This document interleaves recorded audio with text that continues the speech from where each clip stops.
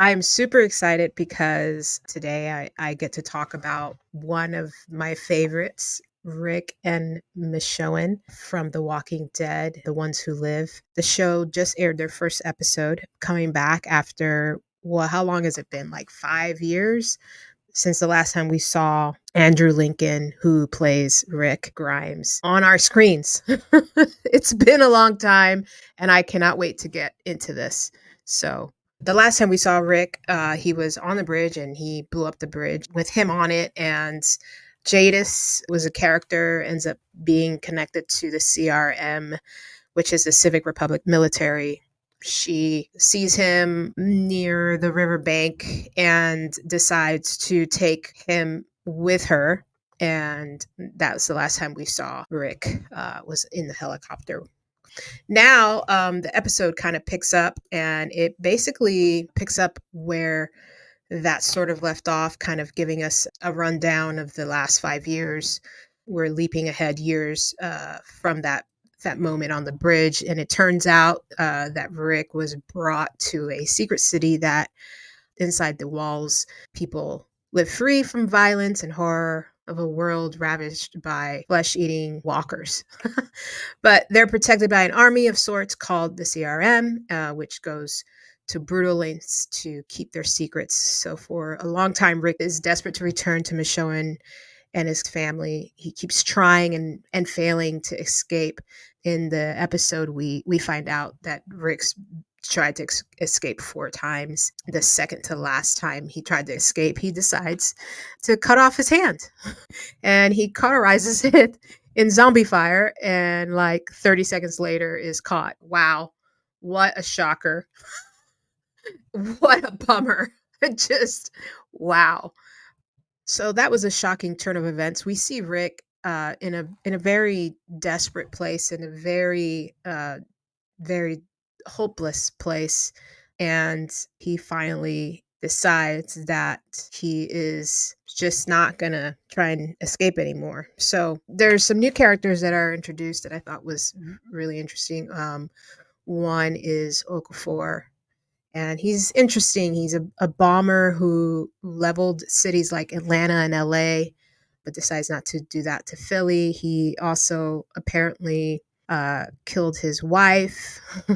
So Portland and Omaha are the two acquired communities in the CRM.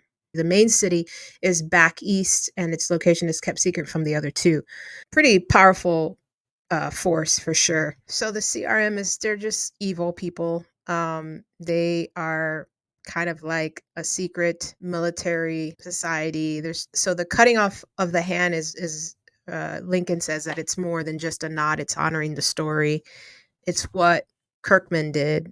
It's the nature of the world that they're inhabiting in this. These people are not superheroes. They are people in extreme situations doing horrendous things, sometimes brilliant, but sometimes horrific things in order to stay alive and keep those around them alive. So Lincoln goes on to say that he was keen to do this and to hopefully have a very shocking first act that makes people sit back and think, oh, we're in for a bit of a ride here. This is different. There's real jeopardy here.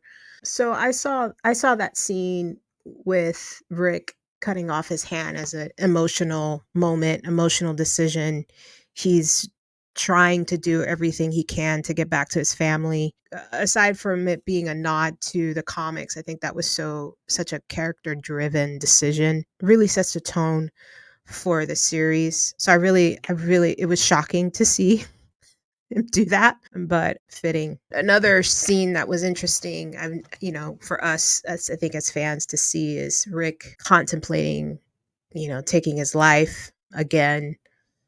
That desperation because he's been trying to get to his family and it hasn't been working, and that was really intense to see his state, and where he's been emotionally.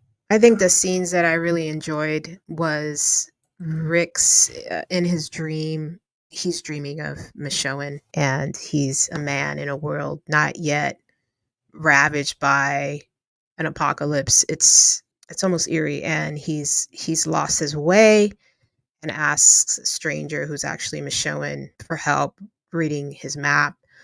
both are beaming. It's kind of a meet cute moment, which actually it's a big metaphor for where Rick is. He's literally lost in his dream and emotionally lost in his own reality. And it isn't until he's in with his dream version of Michonne, who's a businesswoman on her lunch break, that he feels safe. And Michonne and Rick, Denai and Andrew are at the top of their game here as they flirt and charm each other and show a side of these two beloved characters we haven't had a chance to see really. So it's pretty great considering the grittiness of the episode. So then we have Rick and the CRM. They have many rules. Greg Tate, who plays Donald Okafor, oversees the consignees, tells Rick to surrender to the system instead of making yet another failed attempt to escape.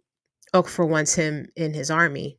We see that Omaha was bombed and the CRM is now an alliance of two. What exactly happened is unclear. Was this Okafor doing? A lot of things happen, obviously, and we get to see Rick flying a helicopter with Okafor as his co-pilot and recounts a story from growing up about a sacrifice his father made for his family.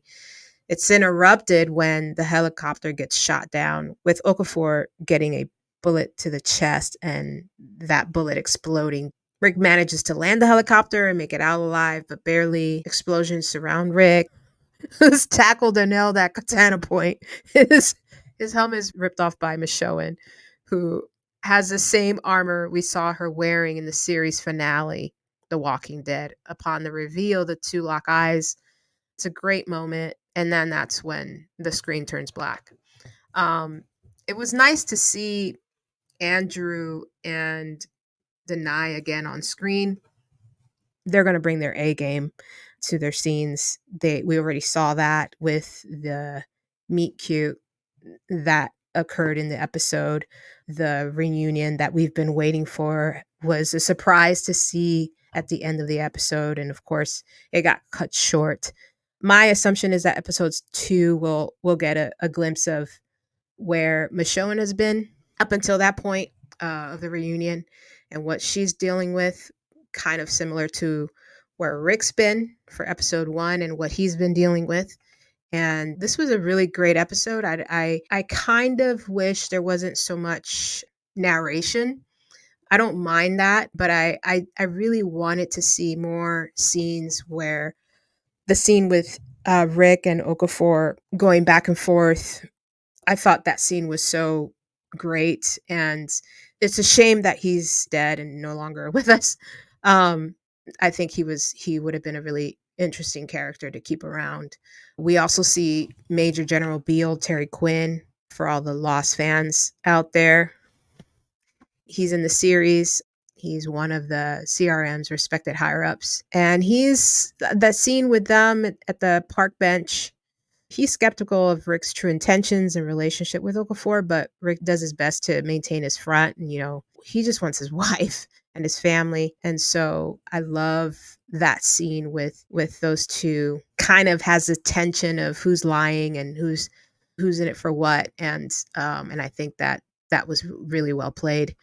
Other than that, it was a great episode. I love seeing them back together. I'm excited for the rest of the episodes. They'll be dropping every week, which I think is great. We'll get to see what comes about with this love story. I'm glad that they got their act together and gave us a 6-episode series. So for the story, to get some sort of conclusion, to kind of get some sort of closure. I don't know how it's all going to shake out at the end, but I'm excited to go along with the ride and to see these two fight their way to each other and to their family. I love that Judith basically commissioned Michonne to go find Rick, her dad, and that's what she does. I love that we get to see what happens, and my hope is that there's some sort of family reunion at the end. Rick doesn't even know that he has a son, so that's going to be interesting when that comes out. So excited. Episode 1 down.